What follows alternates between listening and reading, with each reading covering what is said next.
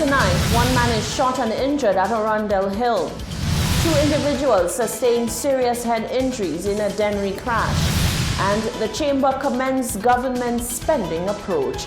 We have the details of these stories and more coming up. This is the Hot 7 Nightly News with Loveless and Amy Joseph. Good night. It is Monday, the 11th of May, 2020. Welcome to the Hot 7 TV Nightly News. We're on Flow, Channel 117. The broadcast is also being simulcast on Kiss FM and on our Caribbean Hot FM mobile app. I'm Lovely St. Amy Joseph. Thank you for joining us. A shooting at Arundel Hill Castries left one individual nursing a serious but non-life-threatening gunshot wound. Fire Officer Stacey Joseph says emergency personnel received the call at about 9:05 Monday morning. The responding officers found one male individual lying on his side on the ground, alert and oriented.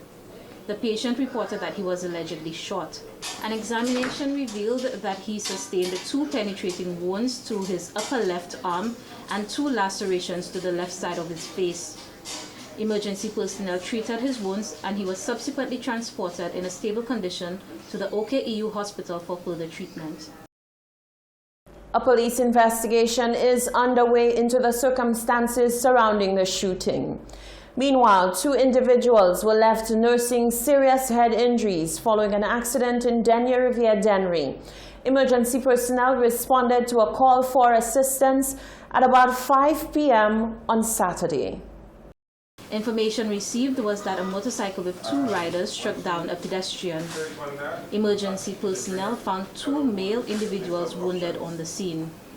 The pedestrian and pillion rider of the motorcycle both sustained severe head injuries. Their wounds were treated by the responding officers. The fire service had a total of 68 ambulance responses. The majority of these were physical assaults. There was an overall decrease in motor vehicle crashes. In other news, the president of the Chamber of Commerce, Karen Fontenelle, has commended the government's approach to managing its finances in light of recent revenue cuts. Jacques Wooding has the details in this report.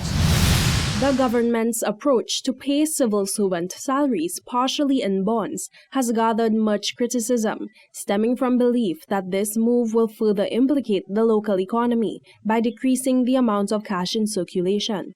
However, noting that this may be the most suitable means for the government to meet the demand of public sector salaries without cutting the workforce, President of the Chamber of Commerce, Karen Fontenelle, says this move does have pros and cons, but it is the most responsible approach for the government to take at this time. The uncertainty of COVID, it clouds the horizon and the decisions we make going forward. So I think the government just really needs that breathing space. But again, is to really inform the stakeholders early enough so they too can plan how they move and navigate. And I must commend the government for trying their best to keep persons employed. I mean, there is no productivity or less productivity. You can't have productivity and still putting out money, but we do it anyway because we think of people first and country. So I think when all of it is done and the stakeholders and the government go through the time of negotiation, I think good sense will prevail.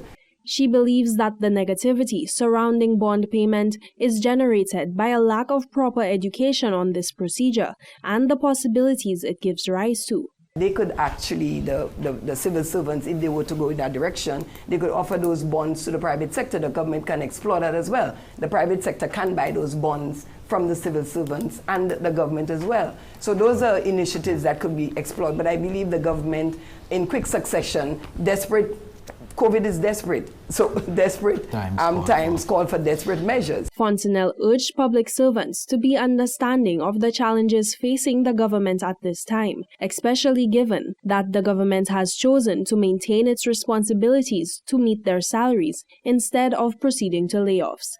Jacques Wooding, Hot 7 News. The Ministry of Education has issued a statement regarding information being circulated on social media, requesting that students of Forms 2 and 4 report to the department for e-book devices The ministry says that message did not originate from the department and is incorrect. The ministry's process is that students report their needs to their respective schools, which in turn will forward to the ministry for processing. This has been working well thus far, and the ministry says it allows for students in all educational districts to be reached. All information from the Ministry of Education will be posted on its websites. Having noted the resilience of the ICT sector remaining profitable during the COVID-19 pandemic, Invest St. Lucia plans to further this sector locally and expand St. Lucia's capacity as a business service economy. As COVID-19 reshapes global economies and the way of doing business, the ICT sector continues to expand exponentially. With more businesses going digital, the need for tech-savvy representatives to assist customers remotely has greatly multiplied.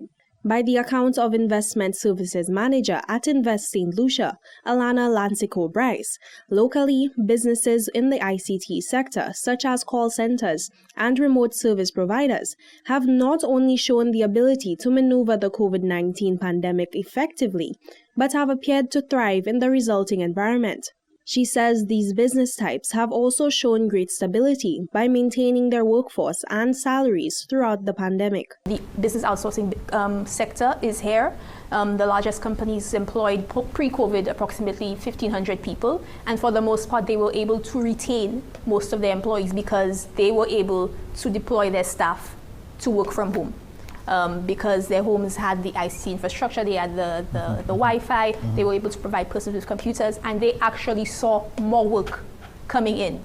She says though the ICT sector is not new to St. Lucia, a wider skill set will soon be applicable to this field, allowing a broader subdivision of the population to qualify for employment.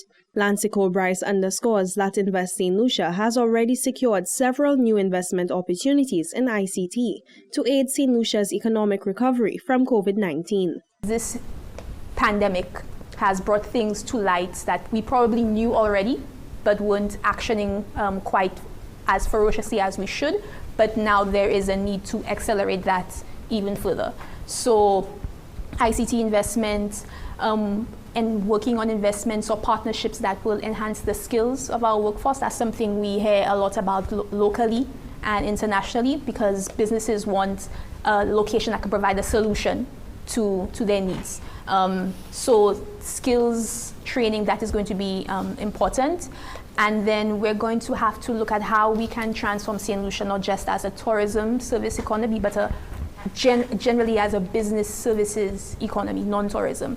Lancico Bryce noted that pre-COVID-19, discussions were ongoing to roll out an assistance program for local entrepreneurs. She says though the program has been postponed for now, it has been identified as a necessary mechanism on the road to recovery.